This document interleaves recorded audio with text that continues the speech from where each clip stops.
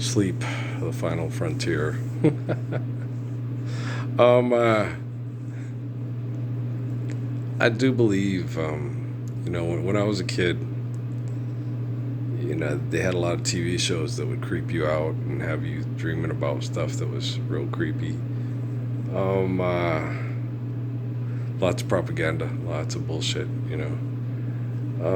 I do believe there'll come a time when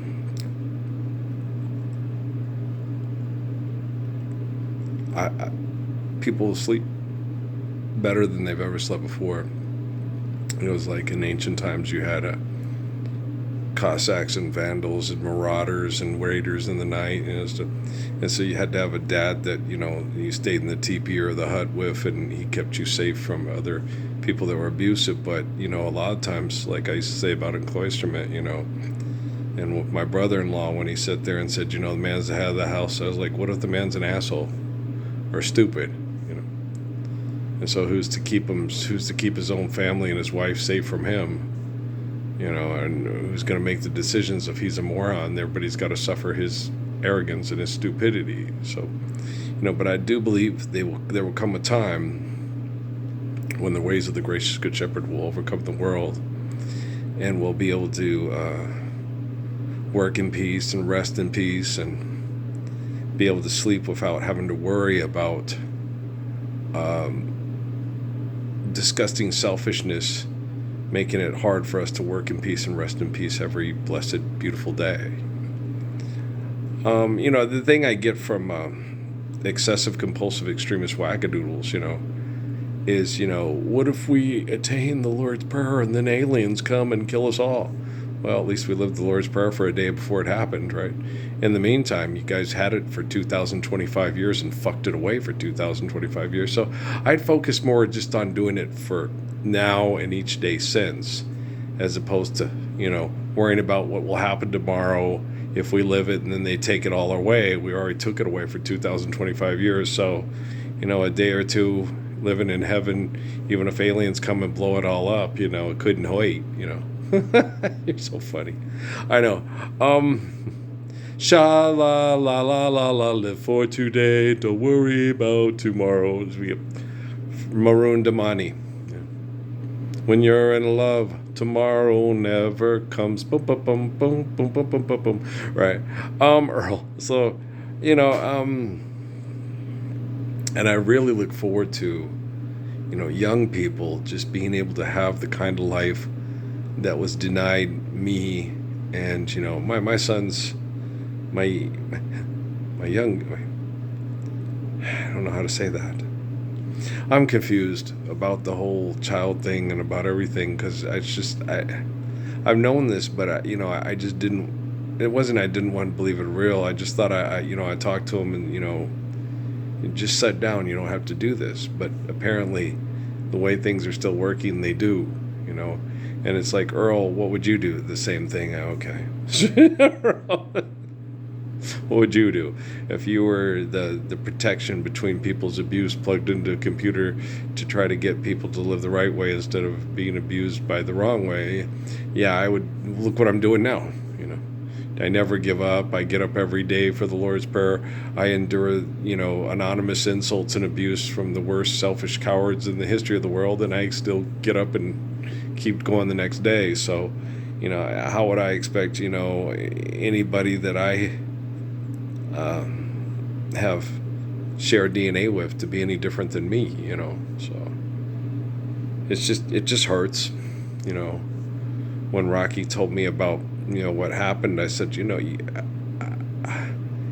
have taken care of you, and I would have done my best. I would have worked 2 jobs and made sure you could stay home, and and then we could get you into college or whatever, because back in the 80s. And same with Rocky. I mean, with Law, and so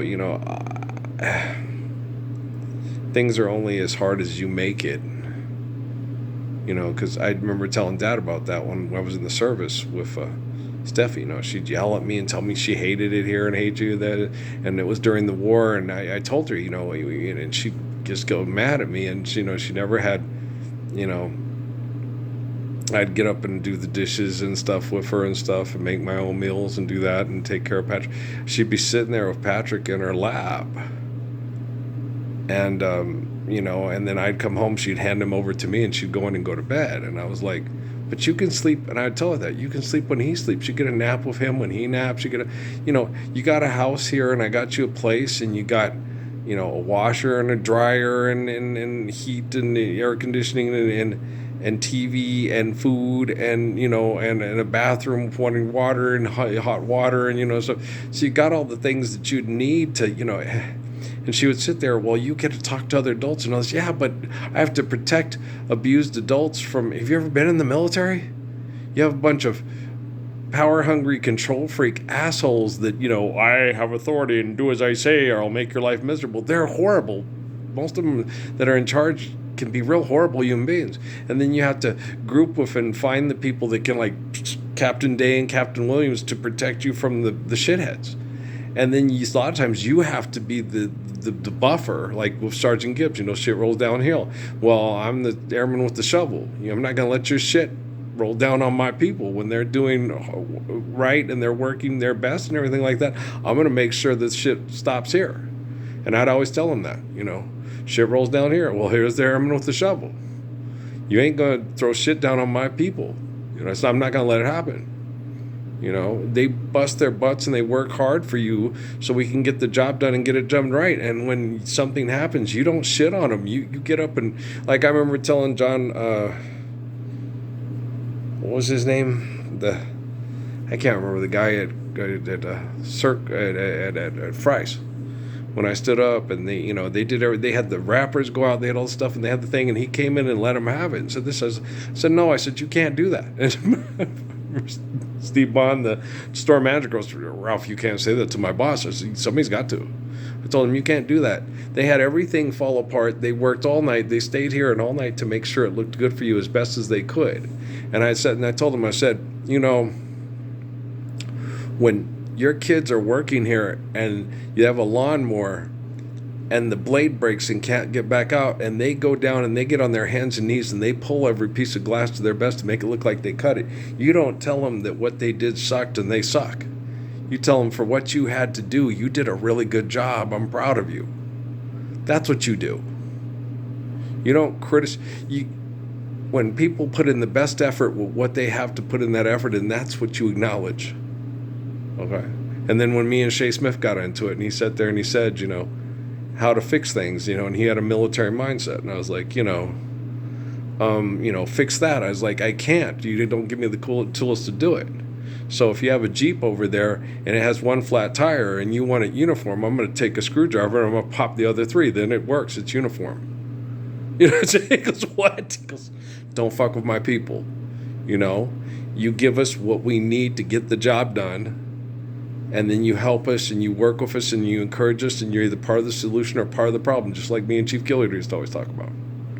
Okay? If you're an anal retentive bureaucrat that wants everything uniform, well, I guess me fixed you. You want all those tires to be alike? Well, you didn't give me what I needed to fix the flat, so the other four are flat, the other three are flat too. Now, we all ain't going no until you get up and give us what we need to do our job right, because you're the man with the fuck money. Okay. Just stand up for the Lord's Prayer so I don't have to pop all your fucking tires and pop your ego in the process. Oh, you know what's happening. You know who I am, and you know who the F you be, and you know who I am, and the fuck for the buck stops here. And if you don't think that, you can hide behind all the computer projects and all the computer coding you want. It's not going to save you from what's happening and the evidence all being collected onto computers, and there's always a cyber trail. Okay? I don't know what China's doing. I don't need to know what China's doing. Okay? I know the spirit of Sun Yat-sen. He talks to me, and he talks to, Confucius. I don't need to know what Japan is doing. I talk to D.C. Suzuki just about every day. I don't need to know what India is doing. Good luck, underdog. We don't believe in luck, Judo. Yeah, but they do. What can two little Indians do? Go, go, go first. Watch them go, go, go. He had the best sense of humor. What are you doing? Watching cartoons? Oh, Scooby Doo. Okay, underdog. You know, my favorites. And go, go, Gophers. You know, him say, you in heap big trouble. Whoopie doopie. You genius. So he's meditating, he's connecting. Where's this kid? He's in New Mexico, where they said, watching cartoons on Saturday morning. Come Saturday morning. You know, so we'll get this done. I have just as good of a relationship and just as good of prayers and meditations as I do with the spirit of the Buddha and the Krishna and Judah Krishnamurti, the sportsman of Japan and D.T. Suzuki, the humble, faithful father in China of Sun Yat-sen and Confucius, and you know, and Haile Selassie of Africa. So I don't. There's UNITY. You know, that's when I wake up in the morning, when I go to bed at night. I am in no conflict. There is no winner. There is no loser. There is just the humble, holy people that believe in the righteousness of faith in God. You know, and so I'm good. And I encourage and implore all of you. You know, I meet people in the street, but I don't. You know, Suzuki telling me, you know, with the rich people and their scientists and the famous people, you know, they obviously show no signs of self-correction, and they show no signs or no remorse of what, you know, they just try to fix all the problems by throwing more money on the problem, which is like trying to piss gasoline on a fire to put it out. Well, we burned out all the fuel. Okay. Oh, we got to wait another 50 years to grow crops. Okay. But all the people that die, well, it's just decreasing the surplus population, and we line our coffers and our... Okay. Dickens, right? Come and know me better, man. So, you know, we got this. I'm certain that when people are given the Lord's Prayer, their share of care, given according to need, built to last, and they won't have any more wives and children than they can lovingly care for. I'm absolutely certain. Because I am the eternal spirit of a faithful Father. And I do not waver, and life's eternal, grace is infinite, and the thoughts, words, and actions of the Lord's Prayer are eternally perfect. So I know what I'm doing. As I'm watching 1 Adam 12 and old Martin Milner Martin Milner and what was the other guy's name? Reed. That wasn't his name. Kim McCourt. That's his name. Yeah. And but yeah, no, that was one of my favorite shows as a kid. Yeah, you know, I was raised in the Mormon church. There were two upright guys doing the right thing. Oh, shucks, ma'am. You know, so yeah, I liked. That was one of my favorite shows as a kid. Was 1 Adam 12. 1 Adam 12. We have 451 in progress. It was really, and so yeah, it was one of my favorites. And Emergency, Rampart. The victim is in extreme pain. Rampart. You know, because I liked the fact that the guys would show up there and help people, and get them out of harm's way. You know. And then what happened? And then I grew up to be the living embodiment of the Lord's Prayer, so we could all just share caregiving according to speed built to last, and not have these men give their lives away driving around in the middle of the night trying to pick up a station just to hear the DJ playing all dedications, and not have a meaningful life of Proverbs and Psalms and the beauty of the Lord's Prayer. Okay, guys, I love you. I'll talk to you mañana, man. Peace out.